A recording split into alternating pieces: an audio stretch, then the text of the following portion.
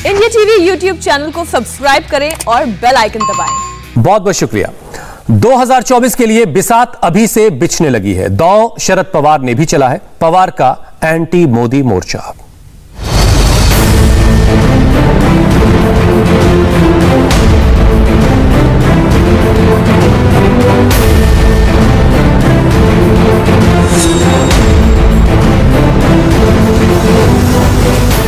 कश्मीर में मोदी से बातचीत को लेकर फैसला होना है तो दिल्ली में 2024 के लिए एंटी मोदी मोर्चे की रणनीति बननी है।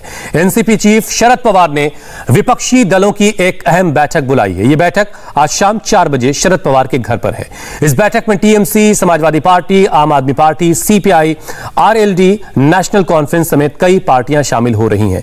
इसके अलावा कई लेखक, पत्रकार भी इस बैठक में आज शामिल होंगे। बैठक के बहाने शरद पवार विपक्षी दलों को एकजुट करने की कोशिश कर रहे हैं।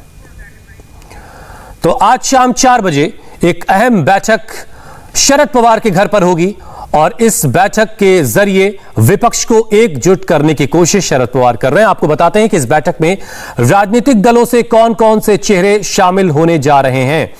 यशवंत सिन्हा, टीएमसी के उपाध्यक्ष, इस बैठक में शामिल हो सकते हैं। फारूक अब्दुल्ला, एनसीपी के अध्यक्ष, वो इस बैठक में शामिल होंगे। संजय सिंह, आम आदमी पार्टी से राज्यसभा सांसद, वो इस बैठक में होंगे। डी राजा, महासचिव हैं सीपीआई के, वो भी इस बैठक में शामिल हो रहे हैं और पवन वर्मा भी इस बैठक में शामिल होंगे। शरद पवार के साथ मीटिंग में कौन कौन और हो सकता है?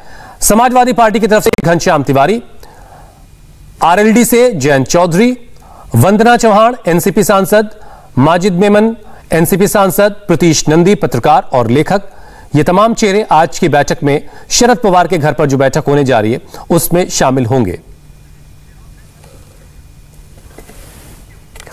विपक्षी दलों के नेताओं के साथ साथ कई जाने माने और चेहरे भी आज की इस बैठक में नजर आ सकते हैं। इनमें जावेद अख्तर का नाम है, जो गीतकार हैं, केटीएस तुलसी, राज्यसभा सांसद और वरिष्ठ वकील, एसवाई कुरैशी, पूर्व चुनाव आयुक्त, संजय झा, पूर्व कांग्रेस प्रवक्ता, सुधींद्र कुलकर्णी, लेखक हैं।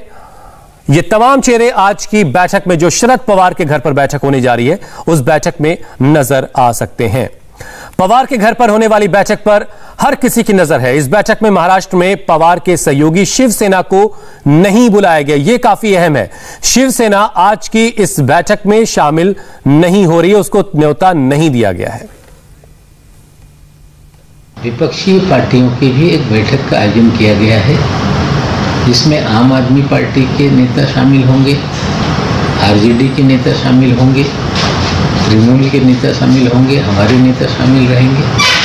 और ये बैठक में आगामी जो लोकसभा का अधिवेशन होगा उसके मुद्दों पे चर्चा होगी, देश में जो राजनीतिक परिस्थिति है उस पर चर्चा होगी और सभी दलों को एकजुट करने के लिए किस दिशा में काम किया जाए उसकी प्राथमिक चर्चा होगी और धीरे धीरे सभी दलों को एकजुट करने का काम आगे बढ़ेगा। विरोधी दलों को एकजुट करने में हमेशा पवार साहब ने कोई कसर नहीं छोड़ी है। अब पवार साहब बहुत दिन के बाद दिल्ली में गए। पवार साहब ने सबको बुलाया है, एक दूसरे के साथ मंथन कर रहे हैं। इस देश के राजनीति के लिए अच्छी बात है। प्रशांत किशोर ने पश्चिम बंगाल में ममता जी के साथ जो काम किया है उसकी सराहना पूरा देश कर रहा है।